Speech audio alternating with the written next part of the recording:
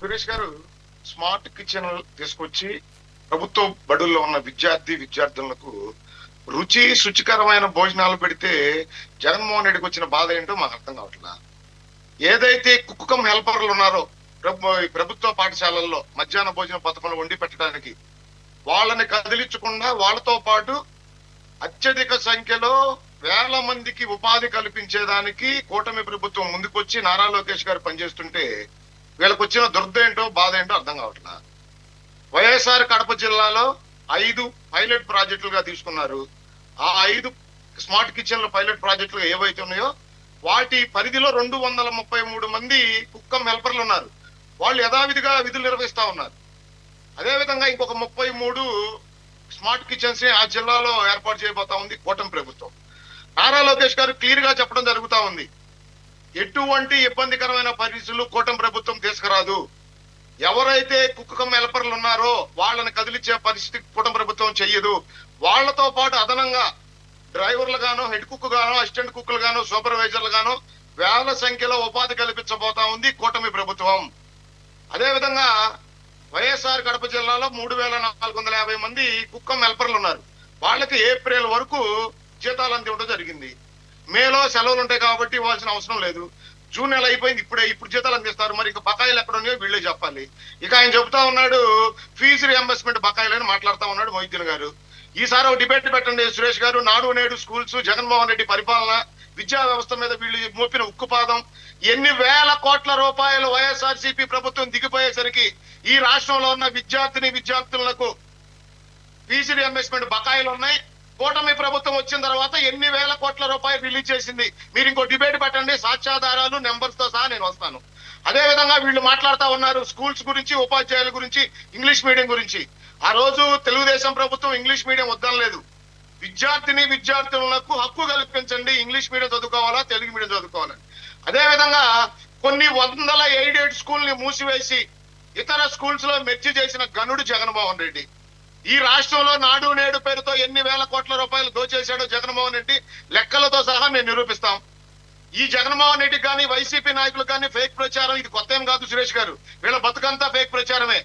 ఇప్పుడు కూటమి ప్రభుత్వం అధికారంలోకి వచ్చిన రోజు నుండి పోలవరం ప్రాజెక్టుపై, అమరావతిపై, అదేవిధంగా గూగుల్ డేటా సెంటర్లపై, ప్రభుత్వం ఏదైతే ఈ రాష్ట్రాన్ని తీసుకొచ్చిన పెట్టుబడులపై, డిఎస్సి నియామకాలపై ఏది చేసినా ఏదో ఒక విధమైన విష ప్రచారం దాని మీద చేయటం, ఫేక్ ప్రచారం సోషల్ మీడియా వేదికగా పనికి మాలిన కొంతమంది యూట్యూబర్లని అడ్డు పెట్టుకొని రాష్ట్రం మీద కూటమి ప్రభుత్వం పైన విషయం చెమ్మటం వీళ్ళకి ఆనవాయితీ. ఒక్కదానికి కూడా సాక్ష్యాధారాలతో బయటకు వచ్చే దమ్ము ధైర్యం వీళ్ళకి ఎవరికీ లేదు. ఈ రోజు నేను సూటిగా అడుగుతా ఉన్నా, మీ వైఎస్ఆర్ కడప జిల్లాలోనే ఈ పైలట్ ప్రాజెక్ట్ స్టార్ట్ అయింది. ఏ కుక్కం హెల్పర్ ని తీసేయడం జరిగింది కూటమి ప్రభుత్వం చెప్పాలి.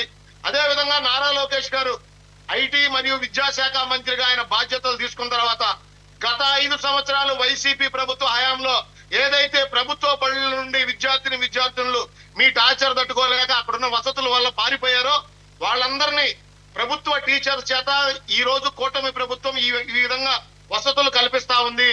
మీకు రాబోయే రోజుల్లో ఈ విధమైన రుచికరమైన భోజన వసతి కల్పిస్తా ఉన్నాం. ఈ విధంగా డిఎస్సి నియామకాలు జరిగినాయి. ఈ విధంగా ప్రభుత్వం పనిచేస్తా ఉందని చెప్పి తల్లిదండ్రులను ఒప్పించి ఈ రోజు 1,00,000కి పైగా ప్రభుత్వ పాఠశాలలో అడ్మిషన్ పెంచిన ఘనత నారా లోకేష్ గారిది. ఏ మంచి పని చేసినా దాన్ని అప్రిషియేట్ చూపించే బాధ్యత సురేష్ గారు. ప్రచారమే విషయం చెప్పటం, కడుక్కోమంటాం, బురద చల్లటం, కడుక్కోమంటాం. సరే, ఒకటి దమ్ము ధైర్యం ఉంటే సాక్ష్యాధారాలతో బయటికి రావాలి. ఒకటి టైం లేదా వేల మందికి ఉపాధి కల్పించబోతా ఉంది కూటమి ప్రభుత్వం. ఏనేదో మాట్లాడుతా ఉన్నాడు, పనికి మాలిన ఏదో బురద చల్లాడు, ఐటీడీపీ వాళ్ళకి ఏదో అప్పచెప్పోతా ఉన్నారని. ఎక్కడైనా సాక్ష్యాధారాలు ఉంటే బయట పెట్టండి. నోటికి వచ్చిన సొల్లు వాగడంతా వాగుతారు. ఈ వైసీపీ క్యాన్సర్ అని చెప్తా ఉంది. అందుకే సమాజానికి వీళ్ళు క్యాన్సర్ ఎందుకు చెప్తా ఉన్నారంటే నోటికి వచ్చిన సొల్లు వాగడంతా వాగటం, ఒక్కదానికి సాక్ష్యాధారాలు ఉండవు. వీళ్ళు చెప్పే బ్రేక్ ప్రచారానికి ఒక్కటి నెంబర్స్ చూపించే ధైర్యం దమ్ముకోలేదు. వైఎస్ఆర్ కడప జిల్లా మీదే.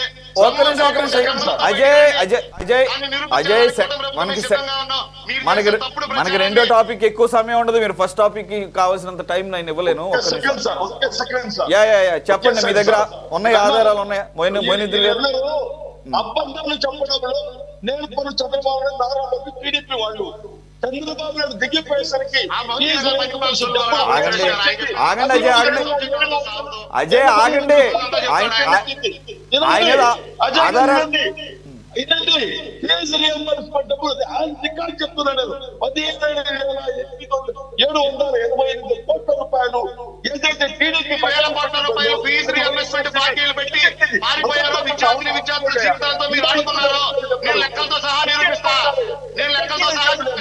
మీ వయసు ఓకే ఓకే ఇప్పుడు అంత మరోసారి ఆ అంశం ఇది ఓన్లీ స్కూల్స్ ఆగండి ఆగండి మీరు ఇది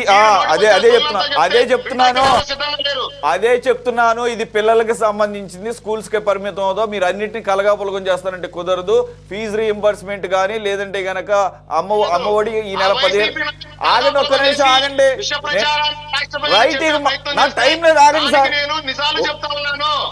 ఓకే మీరు